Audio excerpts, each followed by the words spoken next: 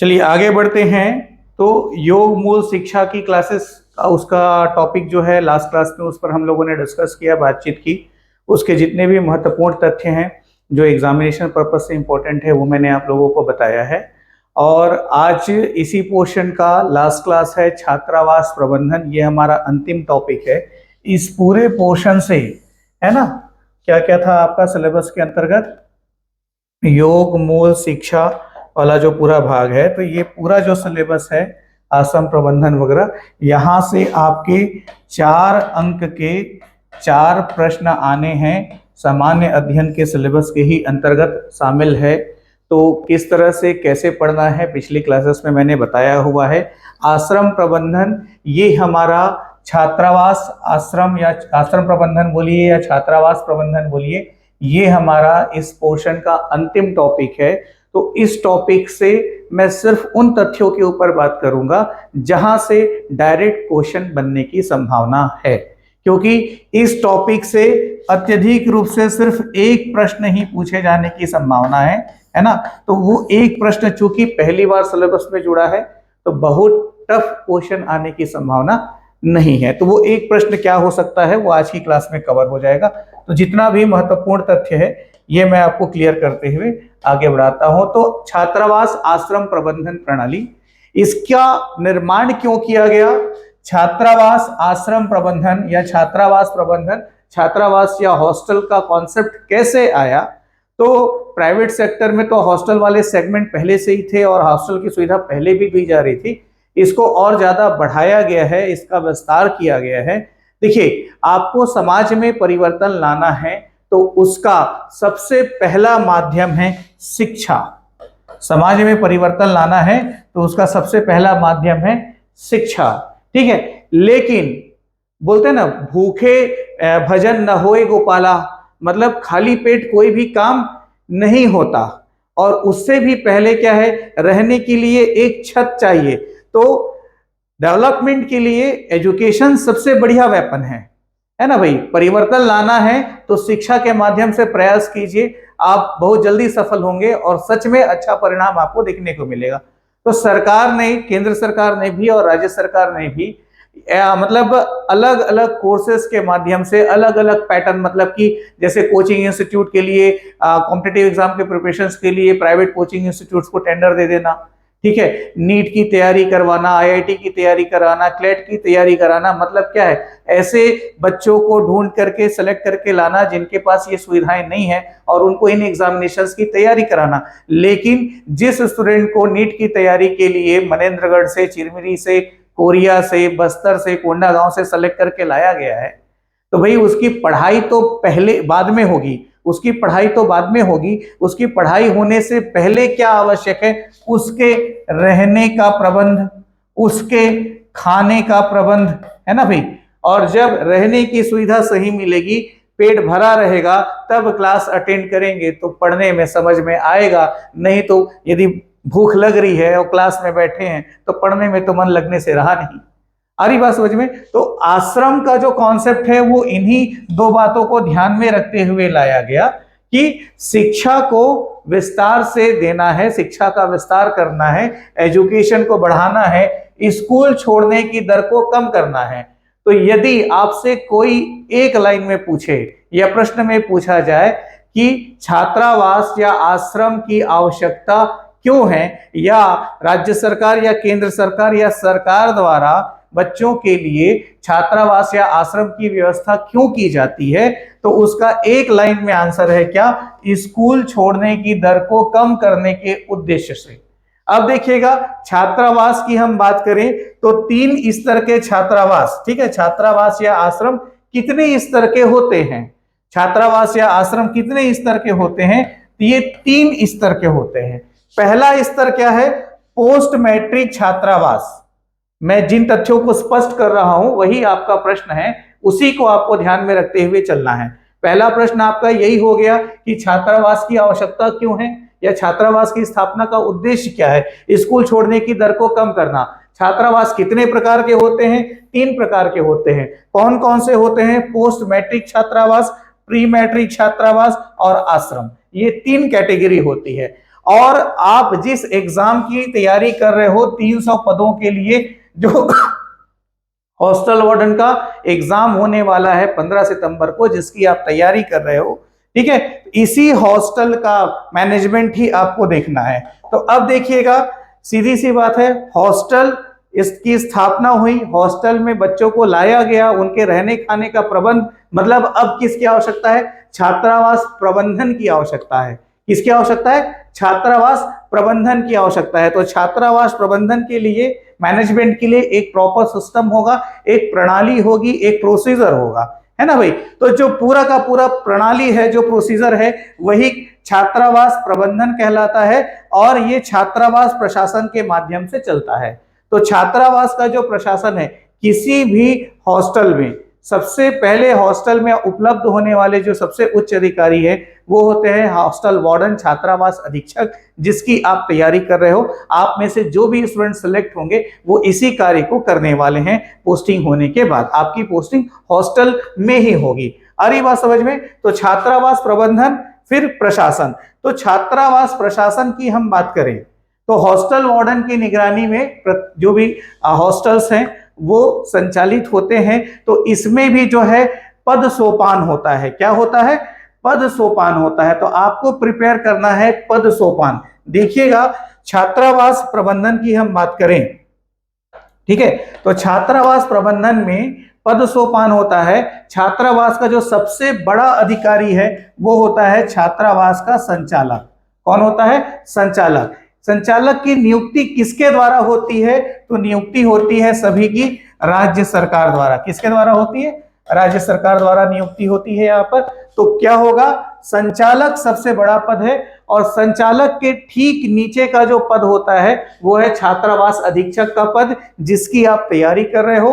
छात्रावास अधीक्षक के अंडर में सहायक छात्रावास अधीक्षक, असिस्टेंट हॉस्टल वार्डन, फिर छात्रावास केयर टेकर और फिर छात्रावास छात्र समिति। ये छात्रों की समिति होती है। यार ये बात समझ में? तो मुख्य रूप से संचालक और छात्रावास अधीक्षक के माध्यम से छात्रावास का प्रशासन एवं प्रबंधन जो है संचालित किया जाता है। ठीक, अब एक चीज ध्यान रखिएगा, विपरीत परिस्थिति में, है ना, अब छात्रावास में प्रबंधन के लिए, मैनेजमेंट के लिए प्रॉपर सिस्टम है, मैनेजमेंट चलता है। लेकिन कभी भी आपसे पूछा जाए कि छात्रावास प्रबंधन के अंतर्गत या हॉस्टल वार्डन मैनेजमेंट के अंतर्गत विपरीत परिस्थिति में निर्णय लेने का अधिकार किसको है? यह ध्यान रखिएगा, विपरीत परिस्थिति में निर्णय लेने का अधिकार किसको है? तो आपके प्रश्न का उत्तर होगा संचालक। ध्यान रखिएगा, विपरीत परिस्थिति में निर्णय लेने का अधिकार किसको है? तो संचालक को है। हॉस्टल वार्डन को अधिकार नहीं है, हॉस्टल वार्डन को निर्देशानुसार काम करना होगा। विपरीत परिस्थिति में निर्णय लेने का अधिकार किसके पास है? वो संचालक के पास है। हॉस्टल वार्डन प्रबंधन में सबसे उच्च अधिकारी जो है वो संचालक होता है और संचालक के नीचे हॉस्टल वार्डन होता है। ठीक है, ये आपको ध्यान रखना है।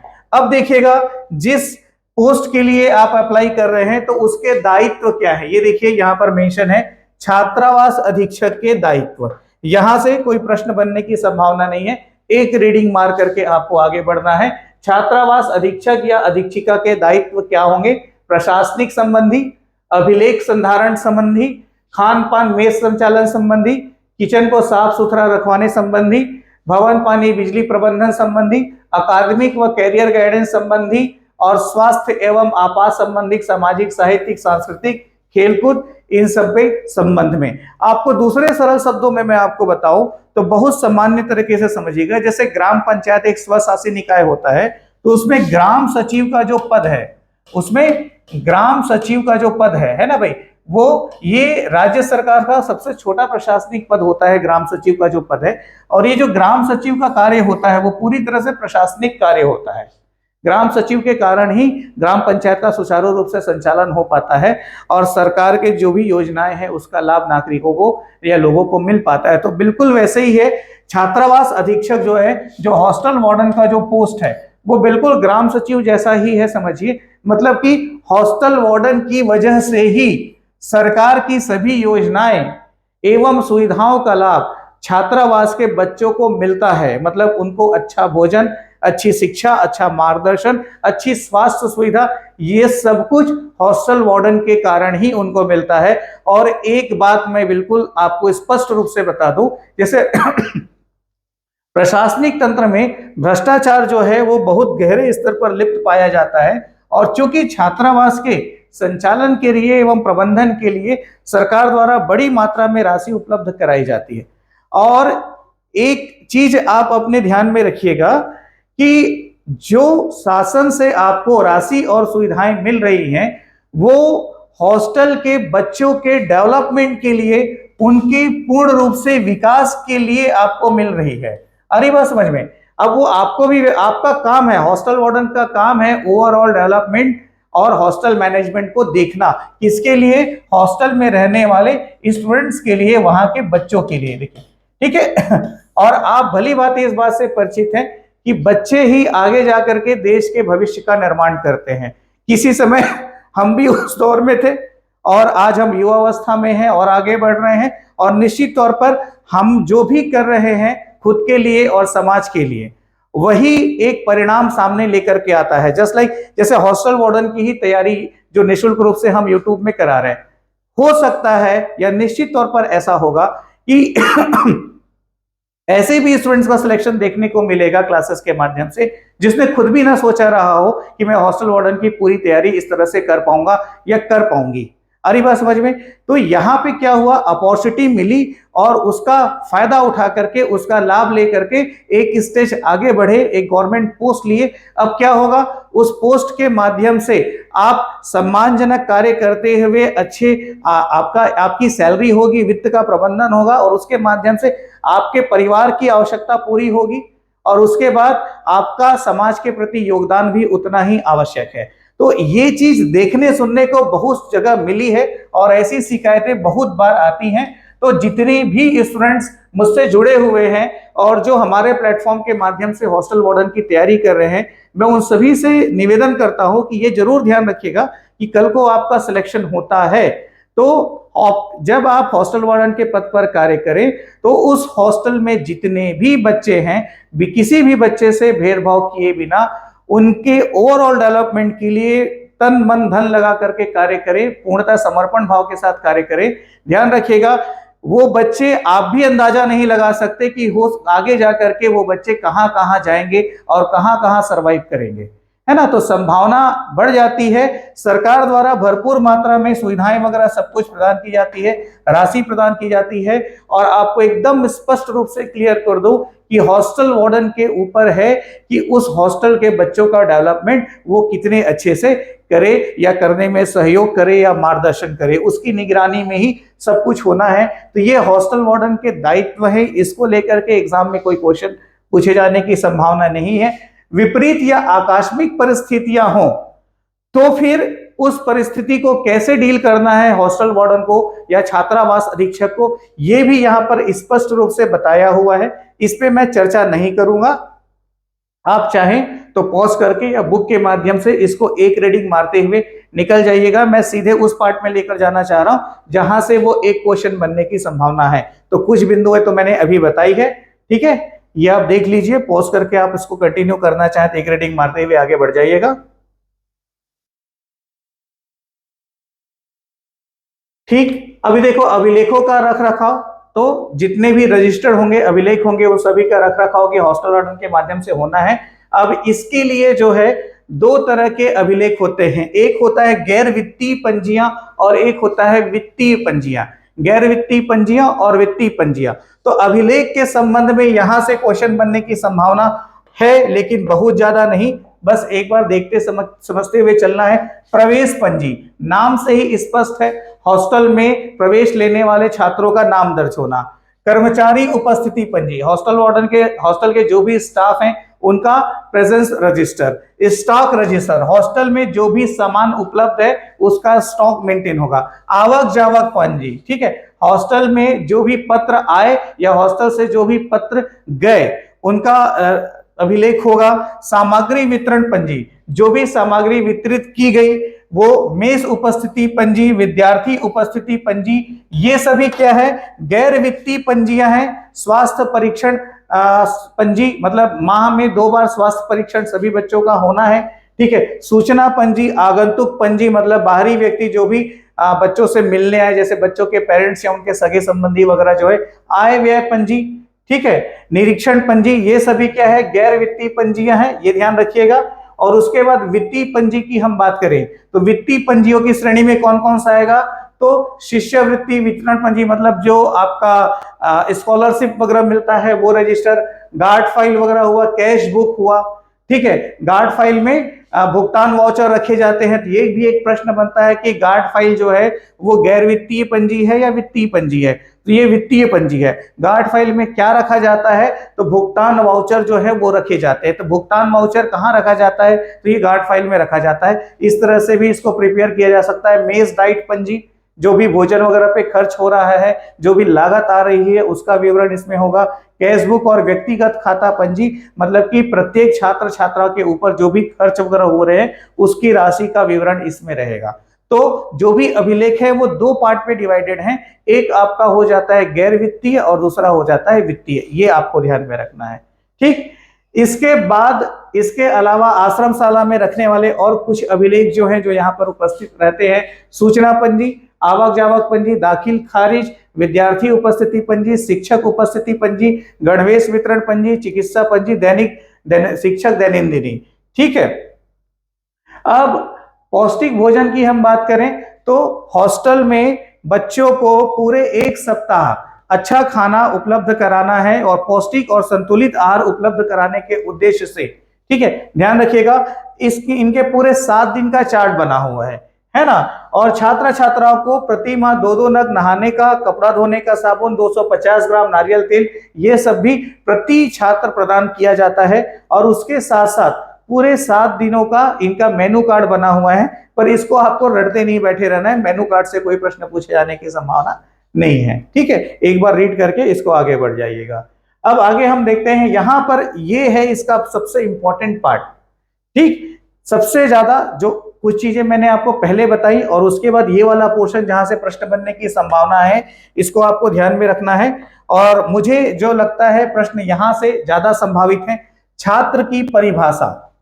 छात्र की परिभाषा के अंतर्गत क्या शामिल है, छात्र से तात्पर्य उन बच्चों से है जो किसी शासकीय अथवा मान्यता प्राप्त अशासकीय स्थानीय शैक्षणिक संस्था में अध्ययन कर रहे हैं एवं विभाग द्वारा संचालित छात्रावास या आश्रम में निवास के लिए अनुमति प्राप्त है। ठीक है, तो हॉस्टल प्रबंधन, छात्रावास प्रबंधन के अंतर्गत छात्र की जो परिभाषा है वो ये छात्र की परिभाषा है।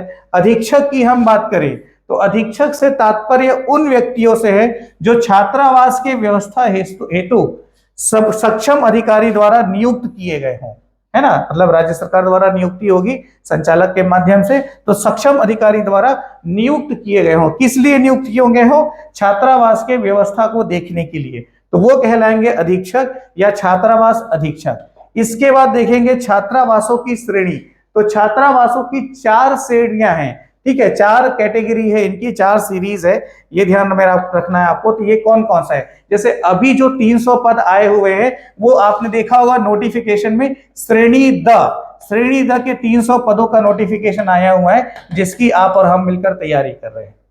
आ रही बात समझ में। तो छात्रावासों की श्रेणी की हम बात करें तो 4 श्रेणियां हैं, श्रेणी अ, श्रेणी ब, श्रेणी स और श्रेणी द। ठीक है, तो श्रेणी अ, अब देखो ये भी एक इंपॉर्टेंट प्रश्न बनता है, श्रेणियों को लेकर के बहुत इंपॉर्टेंट क्वेश्चन बन सकता है मैच द कॉलम के फॉर्मेट में, है ना भाई। तो श्रेणी अ मतलब अनुसूचित जनजाति के छात्रावास या आश्रम, एसटी, अनुसूचित जनजाति। फिर देखिए श्रेणी ब मतलब अनुसूचित जाति मतलब कि एससी, क्या हो गया, एससी। श्रेणी स मतलब अन्य पिछड़ा वर्ग के छात्रावास, ओबीसी। ठीक है, और श्रेणी द जो कि अ, ब और स के अंतर्गत नहीं आते, तो जो इन तीनों में नहीं आते वो श्रेणी द में आएंगे। तो ये भी ध्यान में रखना है कि छात्रावास जो श्रेणी द है वो उसकी कैटेगरी क्या है, उसमें क्या आता है। तो जो अ ब स इन तीनों में नहीं आता वो सभी हॉस्टल जो है वो इस कैटेगरी में आता है। इस तरह से ही इसको डिफाइन किया हुआ है। तो बहुत इंपॉर्टेंट है, मैच द कॉलम के फॉर्मेट में हो सकता है, ध्यान रखिएगा। सिंपल है, एसटी, एससी, ओबीसी और फिर जो इन तीनों में नहीं आता, ठीक है, वो श्रेणी द है। फिर देखिएगा छात्रावास प्रवेश समिति, ठीक है, छात्रावास प्रवेश समिति का निर्माण किया जाता है। देखिएगा, नवीन छात्रों की प्रवेश की आज्ञा प्रदान कर छात्रावासों पर सामान्य पर्यवेक्षण एवं नियंत्रण के लिए, ठीक है, नवीन छात्रों के प्रवेश की आज्ञा प्रदान कर छात्रावासों पर सामान्य पर्यवेक्षण एवं नियंत्रण के लिए छात्रावास प्रवेश समिति का गठन किया जाता है। क्या बोल रहा हूं मैं? छात्रावास प्रवेश समिति का गठन किया जाता है, ठीक। अब इसमें देखिएगा, इस समिति में अध्यक्ष या सदस्य कौन होंगे, इसको आपको समझना है। तो इस समिति का जो अध्यक्ष होगा वो कौन होगा, इस समिति का अध्यक्ष कौन होगा? तो समझिएगा, जनपद पंचायत, जिला पंचायत और ग्राम पंचायत के बारे में आप जानते होंगे। तो इनमें से विकासखंड स्तर पर जनपद पंचायत होता है। तो जनपद पंचायत में कई समितियां होती है, उन कई समितियों में से जनपद पंचायत की एक समिति होती है शिक्षा समिति, ठीक है, जनपद पंचायत की एक समिति होती है शिक्षा समिति। तो जनपद पंचायत की शिक्षा समिति का जो अध्यक्ष होगा वही इस समिति का, छात्रावास प्रवेश समिति का अध्यक्ष होगा। उसके बाद विकासखंड मुख्यालय में स्थित उच्च माध्यमिक विद्यालय के जो भी वरिष्ठम प्राचार्य होंगे, जो भी सीनियर प्रिंसिपल होंगे, वरिष्ठम प्राचार्य होंगे, सबसे सीनियर, है ना, वो इसके सदस्य होंगे, किसके? छात्रावास प्रवेश समिति के।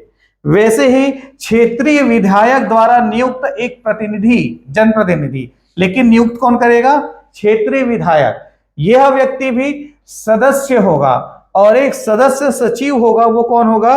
बीडीओ, विकासखंड शिक्षा अधिकारी, विकासखंड शिक्षा अधिकारी। तो कुल 4 लोगों को मिलकर के छात्रावास प्रवेश समिति का गठन होगा। 4 सदस्य होंगे, एक अध्यक्ष और 3 सदस्य। तो इस समिति के सचिव होंगे विकासखंड शिक्षा अधिकारी और 2 सदस्य, एक विधायक द्वारा नॉमिनेट होंगे और एक वरिष्ठम प्राचार्य होंगे। और अध्यक्ष कौन होगा? जनपद पंचायत की शिक्षा समिति का जो अध्यक्ष है वो इस छात्रावास प्रवेश समिति का अध्यक्ष होगा। इस तरह से छात्रावास प्रवेश समिति का निर्माण होगा। तो छात्रावास प्रवेश समिति को बिल्कुल क्लियर जानना है, कोई डाउट नहीं होना चाहिए। दूसरा है छात्रावास समिति। दूसरा क्या है? छात्रावास समिति। छात्रावास समिति का भी कार्य छात्रावास प्रवेश समिति की ही तरह है, ठीक है। सामान्य पर्यवेक्षण, नियंत्रण एवं प्रवेश की आज्ञा संबंधित सभी कार्य जो है। तो इसमें अध्यक्ष कौन होता है? देखियो, आपको समितियों के गठन को ही समझना है और समितियों के सदस्यों से ही समितियों का गठन होता है ना भाई? समितियों के सदस्यों से ही समितियों का गठन होता है। तो इसके संदर्भ में देखें तो छात्रावास समिति जिला कलेक्टर या उसके द्वारा नामांकित प्रतिनिधि होगा इसका अध्यक्ष, ठीक है। जिला कलेक्टर या उसके द्वारा नामांकित प्रतिनिधि छात्रावास समिति का अध्यक्ष होगा। प्रश्न बनता है डायरेक्ट कि छात्रावास समिति का अध्यक्ष कौन होगा? तो जिला कलेक्टर या जिला कलेक्टर द्वारा नामांकित प्रतिनिधि छात्रावास समिति का अध्यक्ष होगा। छात्रावास समिति के सदस्य कौन होंगे? तो अध्यक्ष शिक्षा समिति जिला पंचायत का, वो वहां पर क्या था इसके पहले जो मैंने आपको बताया, जनपद पंचायत के शिक्षा समिति का अध्यक्ष। तो यहां पर सदस्य कौन होगा? यहां पर सदस्य कौन होगा? देखिएगा, जिला पंचायत का जो शिक्षा समिति है उसका जो अध्यक्ष है वो यहां पर सदस्य होगा। जिला कलेक्टर द्वारा चयनित अनुसूचित जाति एवं जनजाति के एक विधायक, एक एससी विधायक और एक एसटी विधायक। छात्रावास समिति छात्रावास प्रवेश समिति से बड़ा निकाय है, समझिएगा। जिला शिक्षा अधिकारी, ये जिला स्तर पर होता है। तो जैसे वहां पर विकासखंड शिक्षा अधिकारी सदस्य थे, यहाँ पर जिला शिक्षा अधिकारी सदस्य हैं। और सहायक आयुक्त आदिवासी विकास के ये सदस्य सचिव होंगे, बतौर सचिव सदस्य होंगे छात्रावास समिति के। तो इस तरह से छात्रावास समिति का गठन होगा। मैंने प्रश्न एक उदाहरण देकर के आपको बताया कि जैसे छात्रावास समिति का अध्यक्ष कौन होगा, ठीक है। तो जिला कलेक्टर होगा या उसके द्वारा नामांकित प्रतिनिधि होगा। मेरी जो अगली क्लास है उसको आप लोग बिल्कुल मिस नहीं कीजिएगा। मेरी जो अगली क्लास है जो मैं कल आप लोग को रिकॉर्डेड मोड पर उपलब्ध कराऊंगा, उसमें मैं 100 एमसीक्यूज महत्वपूर्ण, बहुत ज्यादा महत्वपूर्ण, कौन से भाग से? योग शिक्षा एवं योग शिक्षा, खेल एवं आश्रम प्रबंधन, ठीक है, इस तीनों टॉपिक को मिला करके जो 100 इंपॉर्टेंट क्वेश्चन मैं अपनी अगली क्लास में सॉल्व करवाने वाला हूं, रिकॉर्डेड मोड पे यूट्यूब पर ही, एप्लीकेशन में भी ये उपलब्ध होगा, ध्यान दीजिएगा। इस 100 एमसीक्यूज में मेरा ये प्रयास होगा कि इस भाग से जितने भी महत्वपूर्ण संभावित प्रश्न प्राइमरी स्तर पर बनते हैं वो मैं आप लोगों को पूरा एक्सप्लेन करके अगली क्लास में सॉल्व करवा दूंगा। और इस तरह के पूरे सिलेबस से इंपॉर्टेंट क्वेश्चंस का कलेक्शन करते हुए ऑब्जेक्टिव बुक हॉस्टल वार्डन का ये मैंने उपलब्ध कराया है। तो आप कितनी भी बुक्स पढ़ लिए हो और कितनी भी कोचिंग क्लासेस कर लिए हो, मैं एक बात जरूर कहूंगा कि एग्जाम में जाने से पहले मेरी ऑब्जेक्टिव बुक की 2 बार प्रैक्टिस करके जरूर जाइएगा, कम से कम 2 बार प्रैक्टिस करके जरूर जाइएगा एग्जाम में जाने से पहले, ठीक है। अभी भी 60-65 दिन है, पर्याप्त समय है, किया जा सकता है। तो ये हुआ आपका छात्रावास समिति। इस भाग के इंपॉर्टेंट क्वेश्चंस को मैं अगली क्लास में आप लोगों से डिस्कस करूंगा, क्लियर करूंगा, ठीक है। इसके बाद है छात्रावास में प्रवेश प्रक्रिया और छात्रावास में पुनः प्रवेश हेतु आवेदन, ठीक है। तो प्रारंभ होने की तिथि प्रत्येक जो शैक्षणिक सत्र होता है उसी के अनुसार ये प्रारंभ होता है, इसके लिए कोई अलग सा शेड्यूल नहीं है। और प्रवेश केवल एक ही शिक्षण सत्र में होता है, फिर वो कंटिन्यू करते रहते हैं, ठीक है। इसके बाद पुनः प्रवेश की बात होती है, तो उसके लिए जैसे क्लास 9th में 1 साल पढ़ लिए, ठीक है, अब 10th में फिर 1 साल पढ़ना है, तो उसके लिए क्या होगा? नए सत्र में प्रवेश का नवीनीकरण होगा, नए सत्र में प्रवेश का नवीनीकरण होगा। अब ये नवीनीकरण किसके द्वारा किया जाएगा? छात्रावास अधीक्षक द्वारा किया जाएगा, हॉस्टल वार्डन द्वारा किया जाएगा। तो ये एक इंपॉर्टेंट प्रश्न बनता है कि नए शिक्षण सत्र में नवीनीकरण, नए शिक्षण सत्र में नवीनीकरण जो है किसके द्वारा किया जाता है, या प्रवेश का नवीनीकरण किसके द्वारा किया जाता है? तो ये छात्रावास अधीक्षक द्वारा किया जाता है। आवेदन का औपचारिक अनुमोदन किसके द्वारा होता है? तो ये सहायक आयुक्त या विकासखंड शिक्षा अधिकारी द्वारा इसका अनुमोदन होता है। तो पुनः प्रवेश के संबंध में ये महत्वपूर्ण तथ्य हुआ। प्रवेश प्रक्रिया जैसे नॉर्मल है वैसी होती है, ठीक है। छात्रावास से निष्कासन की हम बात करें तो निश्चित तौर पर कोई भी ऐसा विद्यार्थी जो छात्रावास के नियमों के विपरीत जाकर के कोई भी कार्य करता है या आदेश और नियमों का पालन नहीं करता है, तो उसका निष्कासन तो संभव है, होगा ही होगा कि भाई ऐसे बच्चे को हॉस्टल से निकाल करके वापस उसके घर भेजेंगे, अब वहां जाइए, रहिए, यहाँ बदमाशी नहीं कीजिए, ठीक है। तो ये तो रहेगा ही। हालांकि हॉस्टल वार्डन की जिम्मेदारी है कि यदि कोई विद्यार्थी इस तरह का व्यवहार करता भी है तो जितना अधिक हो सके काउंसलिंग के माध्यम से उसको ये चीज बताएं, ये चीज सिखाएं, ठीक है। तो ये ध्यान रखिएगा निष्कासन के संबंध में कि जैसे देखो अनुशासनहीनता की स्थिति हो, मादक पदार्थों के सेवन की स्थिति, असामाजिक व्यवहार किए जाने पर, या छात्रावास में उपयोग किए जाने या उपयोग की जाने वाली वस्तुओं को क्षति पहुंचाने पर, प्रवेश के समय गलत जानकारी देने पर, ठीक है। तो इस सब परिस्थितियों में आपको या विद्यार्थी को, स्टूडेंट को छात्रावास से निष्कासित किया जा सकता है, ध्यान रखिएगा। तो किन परिस्थितियों में निष्कासन संभव है ये भी यहाँ पर स्पष्ट है, इसमें बहुत ज्यादा कोई समस्या वाली बात नहीं है। इसके अलावा सरकार द्वारा उपलब्ध योजनाओं एवं नियमों के अनुसार समय समय पर स्कॉलरशिप, शिष्यवृत्ति या छात्रवृत्ति भी प्रदान की जाती है हॉस्टल वगैरह में भी, हॉस्टल वार्डन वगैरह के माध्यम से, ठीक है। हॉस्टल वार्डन का ही काम है ये भी। तो इसमें एक चीज ध्यान रखिएगा, जो भी स्कॉलरशिप या शिष्यवृत्ति या छात्रवृत्ति उपलब्ध कराई जाती है ये शैक्षणिक सत्र के 10 माह के हिसाब से होता है। कितने माह के हिसाब से होता है? एक साल में 12 माह होते हैं, पर शैक्षणिक सत्र में कितने माह होते हैं? तो शैक्षणिक सत्र में 10 माह होते हैं। इस तरह से आपको चीजों को ध्यान रखना है, प्रिपेयर करना है, समझना है। तो छात्रावास प्रबंधन मैं समझता हूं कि कोई बहुत जटिल टॉपिक नहीं है। एक प्रश्न इस टॉपिक से पूछे जाने की संभावना है। मेरी जो अगली क्लास होगी उसमें इस टॉपिक के लगभग 25 प्रश्नों पे मैं डिस्कस करूंगा।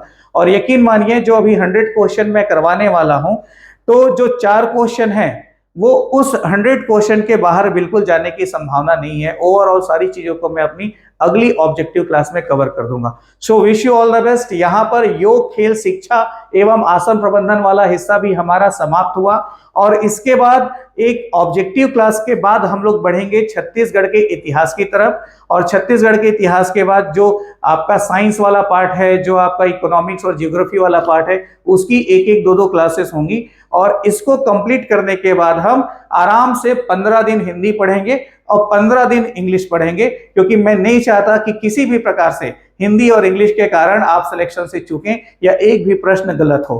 तो मेरे तरफ से तो पूरा प्रयास किया जाएगा। आप निश्चिंत होकर बिल्कुल आश्वस्त रहें, भरोसा रखें, तैयारी होगी। और ऑब्जेक्टिव बुक में जो हिंदी और इंग्लिश के ऑब्जेक्टिव क्वेश्चंस मैंने दिए हुए हैं विद आंसर, आपको वो समझ में आए चाहे ना आए, चाहे जो भी हो, पर इतने बार उसको सॉल्व कर लो कि सेम क्वेश्चन दिख जाए, तब आंसर गलत नहीं होना चाहिए। ठीक है, तो अगली ऑब्जेक्टिव क्लास में आप लोगों से फिर मुलाकात होगी।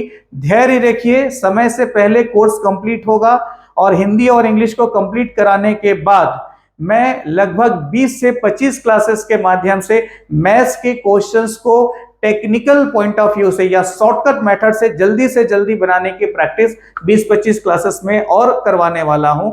मतलब ओवरऑल सिलेक्शन लेना है, हर हाल में लेना है, चाहे तबीयत खराब हो जाए, चाहे एक्सीडेंट हो जाए, चाहे जो भी हो, पढ़ाई को रोकिएगा नहीं।